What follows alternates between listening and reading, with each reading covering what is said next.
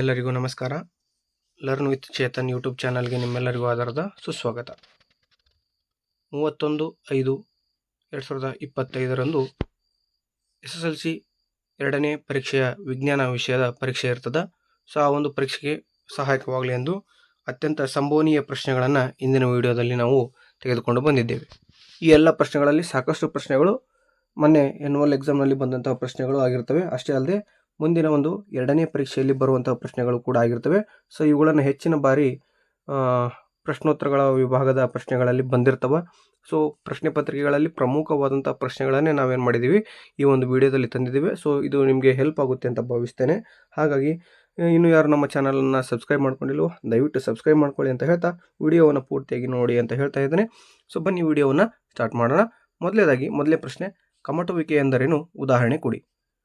ಉತ್ತರವನ್ನು ನೋಡ್ತಾ ಹೋದರೆ, ಕೊಬ್ಬು ಮತ್ತು ಎಣ್ಣೆ ಪದಾರ್ಥಗಳು ಉತ್ಕರ್ಷಣಗೊಂಡು ಅವುಗಳ ವಾಸನೆ ಮತ್ತು ರುಚಿ ಕೆಡುವುದು. ನೋಡ್ರಿ, ಕೊಬ್ಬು ಮತ್ತು ಎಣ್ಣೆ ಪದಾರ್ಥಗಳು ಏನಾಗ್ತವೆ, ಆಕ್ಸಿಜನ್ಗೆ ವರ್ತಿಸಿ ಉತ್ಕರ್ಷಣೆಗೊಂಡ್ತಾವೆ, ಅಂದರೆ ಆಕ್ಸಿಜನ್ನ ಪಡೆದುಕೊಳ್ತವೆ. ಇದರಿಂದ ಅವುಗಳ ವಾಸನೆ ಮತ್ತು ರುಚಿಯಲ್ಲಿ ಏನಾಗ್ತದೆ, ಬದಲಾವಣೆ ಆಗ್ತದೆ. ಈ ಒಂದು ಪ್ರಕ್ರಿಯೆಯನ್ನು ನಾವು ಎಂತ ಕರಿತೀವಿ, ಕಮಟುವಿಕೆ ಅಂತ ಕರಿತೀವಿ. ಇದನ್ನು ಮೊನ್ನೆ ಎನ್ಯುವಲ್ ಎಕ್ಸಾಮ್ನಲ್ಲಿ ಕೂಡ ಮೊದಲೇ ಪೇಪರ್ನಲ್ಲಿ ಕೂಡ ಕೇಳಿದ್ದ. ಸೊ ಹಾಗಾದರೆ ಉದಾಹರಣೆ ಏನನ್ನು ನೋಡೋದಾದರೆ, ದೀರ್ಘಕಾಲ ಬಳಸದ ಕೊಬ್ಬು ಅಥವಾ ಎಣ್ಣೆ ಪದಾರ್ಥಗಳು ರುಚಿ ಮತ್ತು ವಾಸನೆಯಲ್ಲಿ ಬದಲಾವಣೆಯನ್ನು ಹೊಂದೋದು.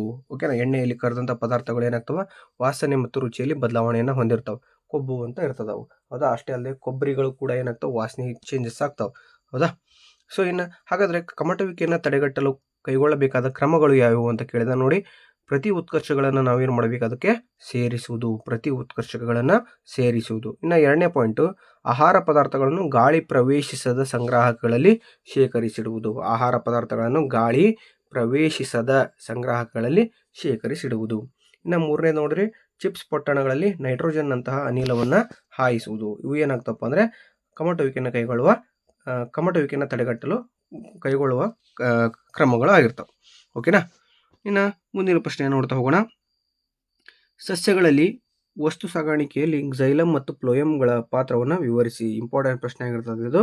ಕ್ಸೈಲಮ್ ಜಲವಾಹಕ ಅಂಗಾಂಶವಾಗಿದ್ದು ಬೇರುಗಳಿಂದ ಹೀರಿದ ನೀರು ಎಲೆಗಳಿಗೆ ಸಾಗಿಸುತ್ತದೆ. ನೀರಿನ ಸಾಗಾಣಿಕೆಯು ಏಕಮುಖವಾಗಿದ್ದು ಮೇಲಕ್ಕೆ ಏನಾಗ್ತದೆ, ಸಾಗ್ತದ ಅಂತ ನಾವು ಹೇಳ್ತೇವೆ. ಇನ್ನು ಫ್ಲೋಯಂ ಅಂಗಾಂಶ ಆಹಾರವಾಹಕ ಅಂಗಾಂಶವಾಗಿದ್ದು ದ್ಯುತಿಸಂಶ್ಲೇಷಣೆಯ ಉತ್ಪನ್ನಗಳನ್ನು ಫ್ಲೋಯಂ ಅಂಗಾಂಶವು ಸಸ್ಯದ ಎಲ್ಲ ಭಾಗಗಳಿಗೆ ಸಾಗಿಸುತ್ತದೆ. ಆಹಾರ ಸಾಗಾಣಿಕೆಯು ಜರಡಿನಾಳ ಮತ್ತು ಸಂಗಾತಿ ಜೀವಕೋಶಗಳಿಂದ ನಿಯಂತ್ರಿಸಲ್ಪಡುತ್ತದೆ. ಆಹಾರ ಸಾಗಾಣಿಕೆಯು ಮೇಲ್ಮುಖ ಹಾಗೂ ಕೆಳಮುಖ ಎರಡು ದಿಕ್ಕಿನಲ್ಲಿ ಸಾಗುತ್ತದೆ. ನೋಡ್ರಿ, ಈಗ ಯಾಕಪ್ಪ ಅಂದರೆ ಕ್ಸೈಲಮ್ ಏನು ಮಾಡ್ತದೆ, ಭೂಮಿಯಿಂದ ಹೀರಿಕೊಂಡಂಥ ನೀರಿನ ಅಂಶವನ್ನು ಮೇಲ್ಮುಖವಾಗಿ ಮಾತ್ರ ಕಳಿಸ್ತದೆ. ಒಂದೇ ದಿಕ್ಕಿನಲ್ಲಿ ಏನು ಮಾಡ್ತದೆ, ನೀರನ್ನು ಹರಿಯ ಬಿಡ್ತದೆ. ಆದರೆ ಫ್ಲೋಯಂ ಹಂಗೆ ಮಾಡ್ಲಿಕ್ಕೆ ಬರಲ್ಲ. ಯಾಕಪ್ಪ ಅಂದರೆ ಆಹಾರ ಬಿಡುಗಡೆ ಆಗೋದು ಎಲ್ಲಿಪ್ಪ, ಅಥವಾ ಆಹಾರ ಎಲ್ಲಿ ತಯಾರಾಗ್ತದೆ ಅಂದರೆ ಎಲೆಗಳಲ್ಲಿ. ಯಾಕಂದರೆ ಅಲ್ಲಿ ಪತ್ರಹರಿತಿನ ಸಹಾಯದಿಂದ ಎಲೆಗಳಲ್ಲಿ ಏನಾಗ್ತದೆ, ಆಹಾರ ತಯಾರಾಗ್ತದಲ್ಲ. ಆ ಆಹಾರವನ್ನು ಸಸ್ಯದ ಮೇಲ್ಭಾಗದ ಅಂಶಗಳಿಗೂ ಕೂಡ ಹಾಗೂ ಕೆಳಭಾಗದ ಬೇರುಗಳಿಗೂ ಕೂಡ ಏನು ಮಾಡಬೇಕಾಗ್ತದೆ, ಸಂಪೂರ್ಣವಾಗಿ ಸರಬರಾಜು ಮಾಡುವಂತಹ ಕೆಲಸವನ್ನು ಈ ಒಂದು ಆಹಾರದ ಅಂಗಾಂಶವಾಗಿರ್ತಕ್ಕಂಥ ಫ್ಲೋಯಮ್ಮು ಮಾಡ್ತದೆ ಅನ್ನೋದನ್ನು ನಾವು ತಲೆಯಲ್ಲಿ ಇಟ್ಕೋಬೇಕಾಗ್ತದೆ. ಇನ್ನು ಮುಂದಿನ ಪ್ರಶ್ನೆಯನ್ನು ನೋಡೋದಾದರೆ, ಕಣ್ಣಿನ ಹೊಂದಾಣಿಕೆ ಸಾಮರ್ಥ್ಯ ಅಂತ ಅದರ ಬಗ್ಗೆ ಕಾನ್ಸೆಪ್ಟ್ ಇದೆ. ಸೊ ಕಣ್ಣಿನ ಮಸೂರದ ಸಂಗಮ ದೂರವನ್ನು ಹೊಂದಾಣಿಕೆ ಮಾಡುವ ಕಣ್ಣಿನ ಮಸೂರದ ಸಾಮರ್ಥ್ಯ ಅಂತ ಕರಿತೇವೆ ನಾವು, ಕಣ್ಣಿನ ಹೊಂದಾಣಿಕೆ ಸಾಮರ್ಥ್ಯವನ್ನು. ಹಾಗಾದರೆ ಮೊದಲೇ ಪಾಯಿಂಟ್ ನೋಡ್ರಿ, ಅದರಲ್ಲಿ ದೂರದ ವಸ್ತುಗಳನ್ನು ನೋಡುವಾಗ ಕಣ್ಣಿನ ಸಿಲಿಯರಿ ಸ್ನಾಯುಗಳು ಏನಾಗ್ತವೆ, ವಿಶ್ರಾಂತಗೊಂಡಾಗ ಮಸೂರದ ವಕ್ರತೆ ಏನಾಗ್ತದೆ, ಕಡಿಮೆಯಾಗಿ ಅದು ಏನಾಗ್ತದೆ, ತೆಳ್ಳಗಾಗುತ್ತದೆ ಮತ್ತು ಸಂಗಮ ದೂರ ಹೆಚ್ಚಾಗ್ತದೆ. ಇದರಿಂದ ದೂರದ ವಸ್ತುಗಳನ್ನು ನಾವೇನು ಮಾಡಬಹುದು, ಸ್ಪಷ್ಟವಾಗಿ ಗೋಚರಿಸುತ್ತವೆ ಅಥವಾ ಸ್ಪಷ್ಟವಾಗಿ ನೋಡಬಹುದು. ಇನ್ನು ಎರಡನೇ ಪಾಯಿಂಟ್ ನೋಡೋದಾದರೆ, ಹತ್ತಿರದ ವಸ್ತುಗಳನ್ನು ನಾವು ಏನಾದರೂ ನೋಡಬೇಕಾದ್ರೆ ಸಿಲಿಯರಿ ಸ್ನಾಯುಗಳು ಏನಾಗ್ತಾವೆ, ಕುಗ್ಗಿ ಮಸೂರದ ವಕ್ರತೆ ಏನಾಗ್ತದೆ ಅಂತ ಹೆಚ್ಚಾಗೋದ್ರಿಂದ ಕಣ್ಣಿನ ಸಂಗಮ ದೂರ ಏನಾಗ್ತದೆ, ಕಡಿಮೆ ಆಗ್ತದೆ. ಇದರಿಂದ ಹತ್ತಿರದ ವಸ್ತುಗಳನ್ನು ನಾವೇನು ಮಾಡ್ಬೋದು, ಸ್ಪಷ್ಟವಾಗಿ ನೋಡಬಹುದು ಅಥವಾ ಗೋಚರಿಸುತ್ತವೆ ಅಂತ ಹೇಳ್ತೇವೆ. ಮುಂದಿನ ಪ್ರಶ್ನೆ, ಒಂದು ವಿದ್ಯುತ್ ಮಂಡಲದಲ್ಲಿ ಅಮ್ಮೀಟರ್ ಮತ್ತು ವೋಲ್ಟ್ ಮೀಟರ್ನ ಹೇಗೆ ಸಂಪರ್ಕಿಸಬೇಕು? ವಿದ್ಯುತ್ ಮಂಡಲದಲ್ಲಿ ಈ ಉಪಕರಣಗಳ ಉಪಯೋಗವೇನು? ಇದೇ ಪ್ರಶ್ನೆಯನ್ನು ಮೊದಲೇ ಪರೀಕ್ಷೆಯಲ್ಲಿ ವಿಜ್ಞಾನ ಪ್ರಶ್ನೆ ಪತ್ರಿಕೆಯ ಒಂದು ಕ್ವಶನ್ ಇದು ಬಂದೈತಿ. ಓಕೆ, ಅತ್ಯಂತ ಇಂಪಾರ್ಟೆಂಟ್ ಪ್ರಶ್ನೆ ಆಗಿರ್ತದೆ. ಈ ಸಲನೂ ಕೂಡ ಏನಾಗ್ತದೆ, ಬಂದೇ ಬರ್ತದೆ, ಹೌದಾ. ವಿದ್ಯುತ್ ಮಂಡಲದಲ್ಲಿ ಅಮ್ಮೀಟರ್ನ ಸರಣಿ ಕ್ರಮದಲ್ಲಿ ಜೋಡಿಸ್ತಾರೆ ಮತ್ತು ವೋಲ್ಟ್ ಮೀಟರ್ನ ಸಮಾಂತರವಾಗಿ ಜೋಡಿಸಬೇಕು. ಇದರ ಅಮ್ಮೀಟರ್ನ ಉಪಯೋಗ ಏನಪ್ಪ ಅಂದ್ರೆ, ವಿದ್ಯುತ್ ಪ್ರವಾಹವನ್ನು ಅಳೆಯಲು ಬಳಸಿದ್ರೆ ವೋಲ್ಟ್ ಮೀಟರನ್ನು ವಿಭವಾಂತರವನ್ನು ಅಳೆಯಲು ಬಳಸ್ತಾರ. ಓಕೆನಾ. ಇನ್ನು ಮುಂದಿನ ಪ್ರಶ್ನೆ ನೋಡ್ರಿ, ಬಿಳಿಯ ಬೆಳಕಿನ ರೋಹಿತ ಎಂದರೇನು? ಗಾಜಿನ ಪಟ್ಟಕದ ಮೂಲಕ ಬೆಳಕು ವಿಭಜನೆ ಹೊಂದಿ ಉಂಟಾಗುವ ಬೆಳಕಿನ ವರ್ಣಮಯ ಘಟಕಗಳ ಪಟ್ಟಿಗೆ ನಾವೇಂತ ಕರಿತೀವಿ, ಬಿಳಿಯ ಬೆಳಕಿನ ರೋಹಿತ ಎಂದು ಕರಿತೀವಿ. ಇನ್ನು ಮುಂದಿನ ಪ್ರಶ್ನೆ ನೋಡ್ತಾ ಹೋಗೋಣ. ಹೆದರಿಕೆಯಿಂದಾಗಿ ಒಬ್ಬ ವ್ಯಕ್ತಿಯ ಮುಖ ಬೆಳೆಸಿಕೊಂಡಿದೆ. ಅವನ ಉಸಿರಾಟದ ವೇಗ ಹೆಚ್ಚಾಗಿದೆ. ವ್ಯಕ್ತಿಯು ಈ ಪರಿಸ್ಥಿತಿಯನ್ನು ಎದುರಿಸುವಂತೆ ಮಾಡುವ ಹಾರ್ಮೋನನ್ನು ಹೆಸರಿಸಿ ಮತ್ತು ಪ್ರಕ್ರಿಯೆಯನ್ನು ವಿವರಿಸಿ. ಆ ಹಾರ್ಮೋನ್ ಯಾವುದಪ್ಪ ಅಂದರೆ ಅಡ್ರಿನಲ್ ಹಾರ್ಮೋನು. ತುರ್ತು ಪರಿಸ್ಥಿತಿಯಲ್ಲಿ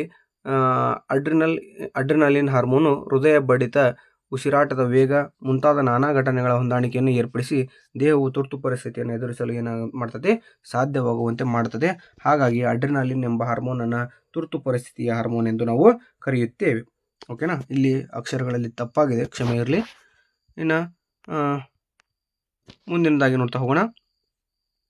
ಇಲ್ಲಿ ಸೈಕ್ಲೋಪ್ರೋಪೇನ್, ಸೈಕ್ಲೋಬ್ಯೂಟೇನ್, ಸೈಕ್ಲೋಪೆಂಟೇನ್ ಹಾಗೂ ಸೈಕ್ಲೋಹೆಕ್ಸೇನ್ಗಳ ರಚನಾ ಸೂತ್ರ ಇದೆ. ಸೊ ನೀವೆಲ್ಲರೂ ಇದನ್ನ ಪ್ರಾಕ್ಟೀಸ್ ಮಾಡಿರ್ತೀರಿ ಅಂತ ಭಾವಿಸ್ತೀನಿ. ಇನ್ನೊಮ್ಮೆ ಕೂಡ ನೋಡ್ಕೊಳ್ರಿ, ಅತ್ಯಂತ ಸುಲಭವಾಗಿ ನೀವೇನು ಮಾಡೋದು, ಅಂಕಗಳನ್ನು ಗಳಿಸುವಂಥ ಸಂಭವನೀಯತೆ ಹೆಚ್ಚಿರ್ತದೆ.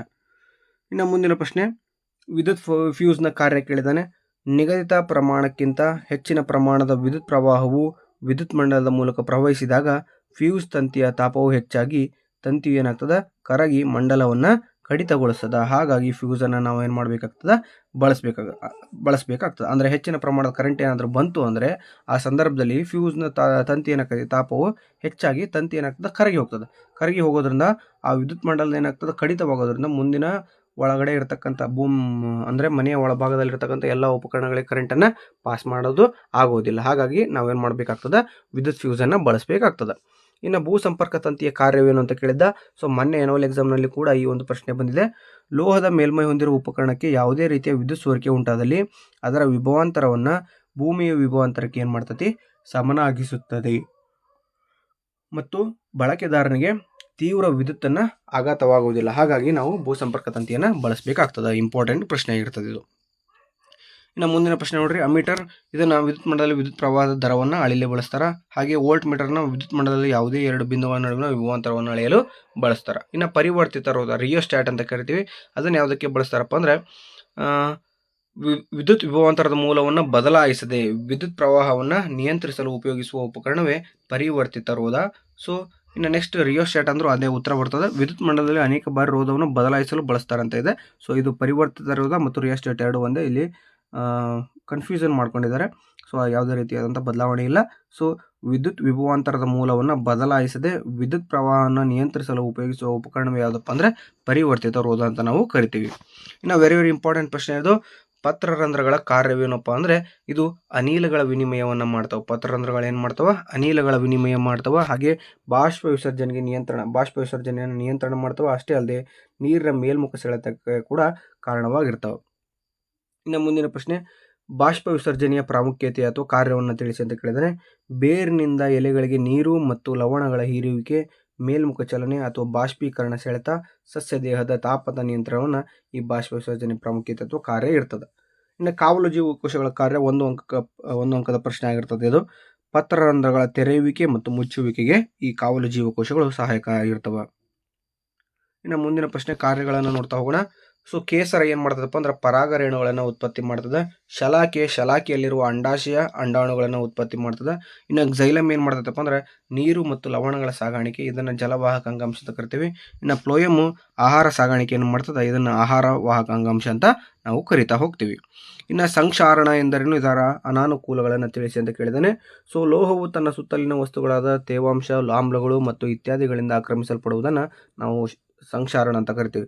ಸಂಕ್ಷಾರಣ ಅಂದ್ರೆ ಒಂದೇ, ನಶಿಸುವಿಕೆ ಅಂದರೂ ಕೂಡ ಒಂದೇ. ಸಂಕ್ಷಾರಣವು ಕಾರಿನ ಕವಚ, ಸೇತುವೆಗಳು, ಕಬ್ಬಿಣದ ಹಳಿಗಳು, ಹಡಗುಗಳು ಮತ್ತು ಲೋಹಗಳಿಂದ ಮಾಡಲ್ಪಟ್ಟ ಎಲ್ಲ ವಸ್ತುಗಳು, ವಿಶೇಷವಾಗಿ ಕಬ್ಬಿಣದ ವಸ್ತುಗಳಿಗೆ ಹಾನಿಯನ್ನು ಉಂಟು ಮಾಡುತ್ತದೆ. ಕಬ್ಬಿಣದ ಸಂಕ್ಷಾರಣ ಒಂದು ಗಂಭೀರ ಸಮಸ್ಯೆಯಾಗಿದ್ದು ಪ್ರತಿ ವರ್ಷವೂ ಹಾನಿಗೊಂಡ ಕಬ್ಬಿಣವನ್ನು ಬದಲಾಯಿಸಲು ಅಪಾರ ಪ್ರಮಾಣದ ಹಣವನ್ನು ಏನು ಮಾಡಬೇಕಾಗ್ತದೆ, ವ್ಯಯಿಸಲಾಗುತ್ತದೆ. ಇದು ಏನಪ್ಪ ಅಂದರೆ ಈ ಒಂದು ಸಂಕ್ಷಾರಣದ ಅನಾನುಕೂಲತೆಗಳು ಆಗಿರ್ತವೆ. ಹಾಗಾದರೆ ಈ ಸಂಕ್ಷಾರಣವನ್ನು ತಡೆಗಟ್ಟಬೇಕಂದ್ರೆ ಏನೇನು ಕ್ರಮಗಳನ್ನು ಕೈಗೊಳ್ತೀರಿ ಅಂದರೆ ಎಣ್ಣೆ ಹಚ್ಚುವುದು, ಹೌದಾ, ಗ್ರೀಸ್ ಸವರುವುದು, ನೆಕ್ಸ್ಟ್ ಕ್ರೋಮಿಯಂ ಲೇಪನ, ಹೌದಾ, ಬಣ್ಣ ಬಳಿಯುವುದು, ಇವನ್ನೆಲ್ಲ ನೀವು ತಡೆಗಟ್ಟುವ ಕ್ರಮಗಳಂತ ಬರಿಬೇಕಾಗ್ತದೆ. ಇನ್ನು ಮುಂದಿನ ಪ್ರಶ್ನೆ, ವಿದ್ಯುತ್ ಮಂಡಲ ಎಂದರೇನು? ಸುಲಭವಾದಂಥ ಪ್ರಶ್ನೆ, 1 ಅಂಕದ ಪ್ರಶ್ನೆಗಳು ಬರ್ತಾವೆ ಇವು. ವಿದ್ಯುತ್ ಪ್ರವಾಹದ ನಿರಂತರ ಮತ್ತು ಆವೃತ ಮಾರ್ಗವನ್ನು ವಿದ್ಯುತ್ ಮಂಡಲ ಎನ್ನುವರು. ನೆಕ್ಸ್ಟ್, ವಿದ್ಯುತ್ ಪ್ರವಾಹ ಎಂದರೇನು? ವಿದ್ಯುದಾವೇಶಗಳ ಪ್ರವಾಹದ ದರವನ್ನು ನಾವು ವಿದ್ಯುತ್ ಪ್ರವಾಹ ಎಂದು ಕರೆಯುತ್ತೇವೆ. ಇನ್ನು ಮುಂದಿನ ಪ್ರಶ್ನೆ, ವಿದ್ಯುದಾವೇಶದ ಏಕಮಾನ ಯಾವುದಪ್ಪ ಅಂದರೆ ಕೂಲಂ ಆಗಿರ್ತದೆ. ವಿದ್ಯುದಾವೇಶದ ಏಕಮಾನ ಕೂಲಂ. ಇನ್ನು ಮುಂದಿನ ಪ್ರಶ್ನೆ, ವಿದ್ಯುತ್ ಪ್ರವಾಹದ ಏಕಮಾನವನ್ನು ವ್ಯಾಖ್ಯಾನಿಸಿ. ಆಂಪೇರ್. ವಿದ್ಯುತ್ ಪ್ರವಾಹದ ಏಕಮಾನ ಆಂಪೇರ್. ಪ್ರತಿ ಸೆಕೆಂಡ್ಗೆ 1 ಕೂಲಂ ಆವೇಶದ ಪ್ರವಾಹವನ್ನು, ಅಂದರೆ 1 ಸೆಕೆಂಡ್ಗೆ 1 ಕೂಲಂ ಆವೇಶ ಏನಾದರೂ ಪಾಸ್ ಆದ್ರೆ ಅದನ್ನು ನಾವೇನು ಕರಿತೀವಿ? 1 ಆಂಪೇರ್ ಕರೆಂಟ್ ಅಂತ ಕರಿತೀವಿ. ಇನ್ನು ಮುಂದಿನ ಪ್ರಶ್ನೆ, ಸಸ್ಯಗಳು ತ್ಯಾಜ್ಯ ವಸ್ತುಗಳನ್ನು ಹೇಗೆ ಹೊರಹಾಕುತ್ತವೆ? ಇದು ವೆರಿ ವೆರಿ ವೆರಿ ಇಂಪಾರ್ಟೆಂಟ್ ಪ್ರಶ್ನೆ. ಮೊನ್ನೆ ಆನ್ಯುವಲ್ ಎಕ್ಸಾಮ್ನಲ್ಲೂ ಕೂಡ ಪರೀಕ್ಷೆ 1ರಲ್ಲೂ ಕೂಡ ಇದು ಪ್ರಶ್ನೆ ಬಂದಿರ್ತದೆ. ಅನೇಕ ಸಸ್ಯ ತ್ಯಾಜ್ಯ ಪದಾರ್ಥಗಳು ಜೀವಕೋಶದ ರಸದಾನಿಯಲ್ಲಿ ಸಂಗ್ರಹವಾಗುತ್ತವೆ. ಎಲೆಗಳಲ್ಲಿ ತ್ಯಾಜ್ಯ ಪದಾರ್ಥಗಳು ಸಂಗ್ರಹವಾಗಿ ಅವು ಉದುರಿ ಹೋಗುವ ಮೂಲಕ ವಿಸರ್ಜಿಸುತ್ತವೆ. ಇನ್ನು 3ನೇ ಪಾಯಿಂಟ್ ನೋಡ್ರಿ, ಹಳೆಯ ಎಕ್ಸೈಲಮ್ಗಳಲ್ಲಿ ತ್ಯಾಜ್ಯ ಪದಾರ್ಥಗಳು ರಾಳ ಮತ್ತು ಅಂಟುಗಳ ರೂಪದಲ್ಲಿ ಸಂಗ್ರಹವಾಗುತ್ತವೆ. ಹಾಗೆ 4ನೇ ಪಾಯಿಂಟು, ನಾವು ಸಸ್ಯಗಳು ತಮ್ಮ ಸುತ್ತಲಿನ ಮಣ್ಣಿನಲ್ಲಿ ಕೆಲವು ತ್ಯಾಜ್ಯ ವಸ್ತುಗಳನ್ನು ಏನು ಮಾಡ್ತವೆ? ವಿಸರ್ಜಿಸುತ್ತವೆ ಅಂತ ಬರೆದ್ರೆ ನಿಮಗೆ ಸಂಪೂರ್ಣವಾದ ಅಂಕ ದೊರೀತದೆ. ಇನ್ನು ನೀರಿನ ಜೊತೆ ವರ್ತಿಸಿದಾಗ ನೀರಿನಲ್ಲಿ ಮುಳುಗಿ ಸ್ವಲ್ಪ ಸಮಯದ ನಂತರ ತೇಲಲು ಪ್ರಾರಂಭಿಸುವ 2 ಲೋಹಗಳನ್ನು ಹೆಸರಿಸಿ ಅಂತ ಕೇಳಿದಾನೆ. ಆ 2 ಲೋಹಗಳು ಯಾವ್ಯಾವಪ್ಪ ಅಂದ್ರೆ ಒಂದು ಕ್ಯಾಲ್ಸಿಯಂ, ಇನ್ನೊಂದು ಮೆಗ್ನೀಷಿಯಂ. ಯಾಕೆ ಅಂತ ನೋಡ್ತಾ ಹೋಗೋಣ. ಇನ್ನು ನೀರಿನ ಜೊತೆ ವರ್ತಿಸಿದಾಗ ಬಿಡುಗಡೆಯಾಗುವ ಹೈಡ್ರೋಜನ್ ಅನಿಲದ ಗುಳ್ಳೆಗಳು ಲೋಹದ ಮೇಲ್ಮೈಗೆ ಏನು ಮಾಡ್ತವೆ?